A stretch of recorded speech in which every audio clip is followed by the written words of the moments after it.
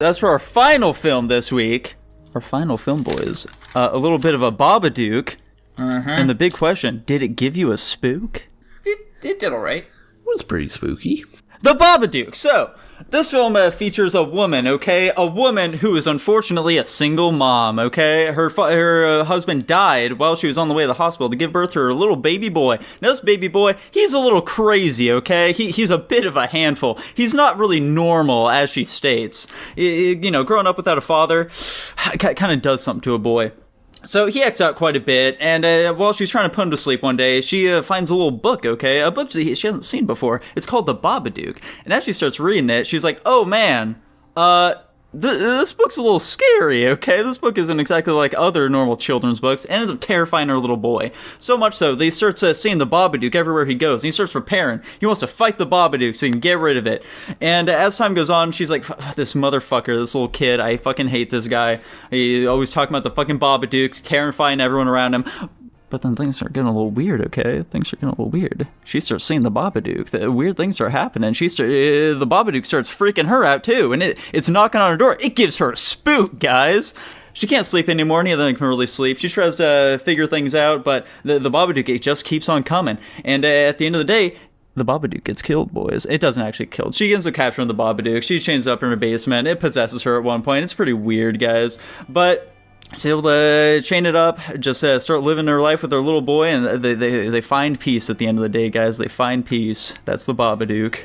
Let me start us off with a question for the audience here. Or not the audience, but the other three people in the call besides me. Also the audience. Comment down below.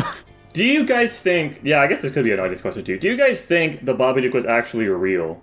In the context of the film, obviously. I don't think so. I think it was all in her head. So I'm glad you actually kind of brought that up, Jackson. My big shtick with this movie is it was really difficult at some points to discern this from a psychological thing to an actual mythological creature.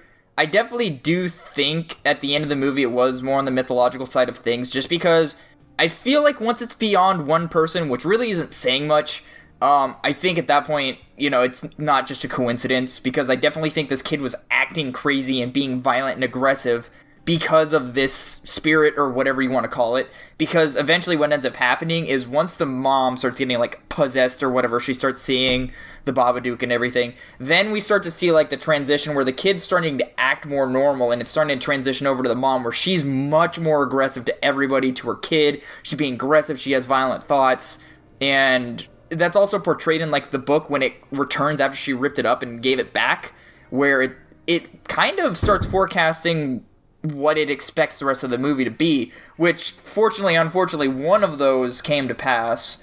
But yeah, I think once it breaches the seal of one person and affects two people in the exact same way, I definitely do think it becomes more real in the sense of that movie. Defend the psychological aspect of this film then, specifically just with the timeline you were mentioning of her going increasingly more crazy as the movie goes on, as well as the kid, simmering down a bit. The kid is simmering down because he was giving fucking tranquilizers, and he's constantly, he stopped taking them at the bit, or he was faking it. But there's definitely a noticeable shift in his, just general, the way he was acting. After he started taking them, he settled down a lot more. He was pretty chill for the most part. And the mom, constantly throughout the movie, just constantly stressing about the kid. Obviously, she's been stressing about the kid and, the death of her husband, was been living over for her, for a very long time. So it's just that, I'm sure she's literally just been fucking going insane for years now at this point. And also, just because the kid's going so crazy, she has not really been getting any sleep, as she said. And, sleep deprivation really fucks you up. I'm sure she was hallucinating all these things specifically just because of that, as well as, the combination of, her literally going fucking crazy because she just can't handle the stress of all of this. And I think it, kind of just escalates into the end where she finally believes in, the fucking bullshit that her kid's constantly talking about, and she uses the Babadook as a coping mechanism, basically, in the end. And that's kind of why I'm assuming or interpreting the, Babadook being in the basement and they're feeding it worms, whatever. I don't think they're actually feeding it worms in the basement. I mean, she is, but honestly, I don't think the Babadook's actually eating them. I think it's just some shit she does as a ritual to fend off her fucking insanity, basically. That's how I interpreted it. Yeah, I can see that.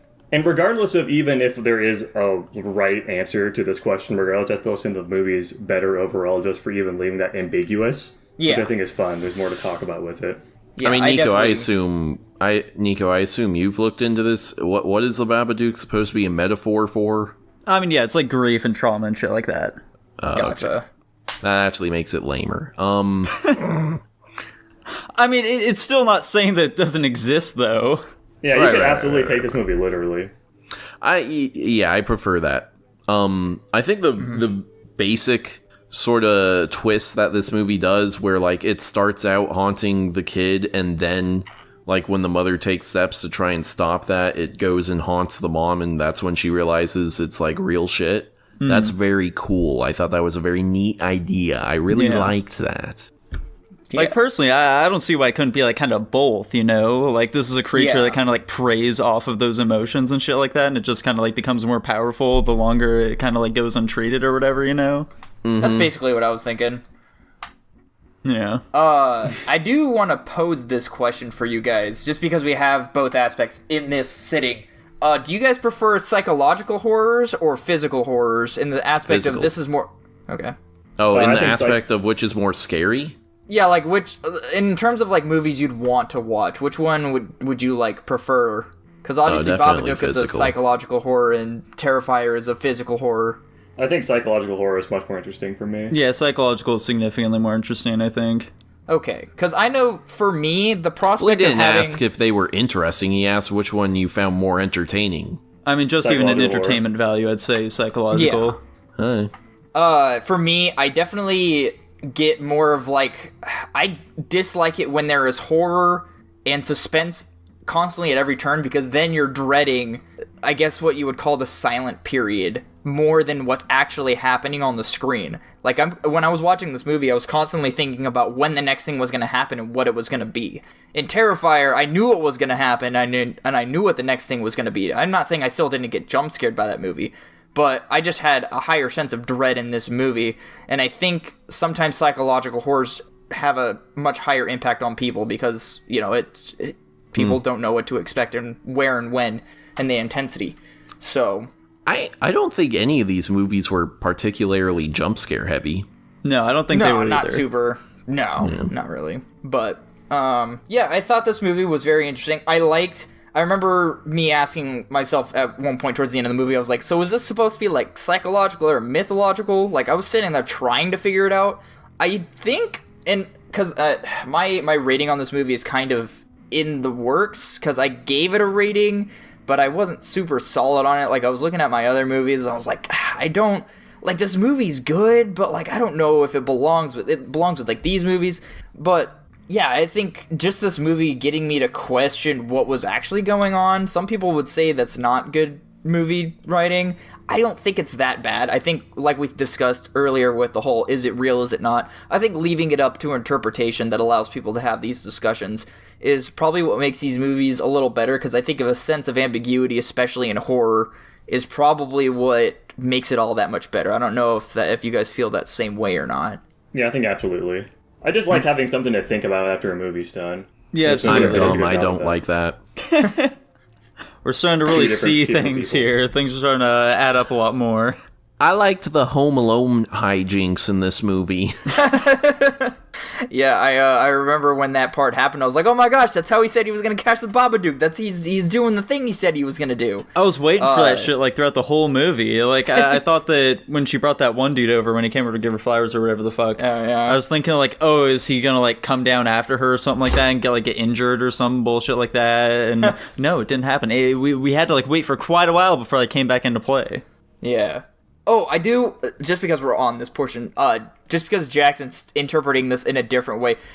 At the part where they were in the basement and they were trying to exhume the Babadook from the mom, Jackson, when she was throwing up that, like, black ink or sludge or whatever, what did you interpret that particular portion to be? I am assuming most of, like, the end of the movie prior to, you know, her, like, snapping back to reality is just all in her head at that point. Okay, so you That's think my- that was that's my more like a... interpretation. You thought that was just another one of the hallucinations where it was like in her Yeah. head, that's what was... Okay. I was legitimately just curious. I wanted to see. I what think your thoughts at were. that point in the movie you can't really trust anything that you're seeing. Yeah, no, for sure. That's the beauty of psychological horrors. You don't know what's real anymore. I think that adds another layer of scariness to it. So with that in mind, guys, Dylan, what are you gonna rank in this movie? I was really hoping I could get your... I think after talking about it, I think I'm gonna go with the rating I gave it here. I think I'm gonna give it an A-. Alrighty. Tanner, Fair you enough. seem to be the least warm on this film, I guess. How are you going for it? Oh, I'm giving it an A. This was the best movie we saw this week. Oh, thank God. I'm happy to hear that, dude. There we go. Really scaring me, dude. Jackson, how about you, man? That's the point. I also gave this movie an A. I think it's pretty well done overall. I like the concept. I think the cinematography is pretty good. There are definitely some like over the top moments, like when the fucking kids climbing up the swing is a perfect example of that. That's just like goofy. Yeah. Boys will be boys. But yeah, I think this movie was pretty solid overall. I enjoyed it. I'd actually watched this movie previously with like my mom or something. Yeah, I remember you talking about that. Yeah, so it's interesting to revisit this. I enjoyed it. Yeah, I enjoyed this movie as well. I'm not gonna go A, but I'm gonna give an A-. Okay. Pretty consistent rankings there then. We're like basically the same thing with the Texas Chainsaw Massacre, all just kind of like back and forth around the same rank. And it puts it at an A. Pretty solid. Fantastic, dude.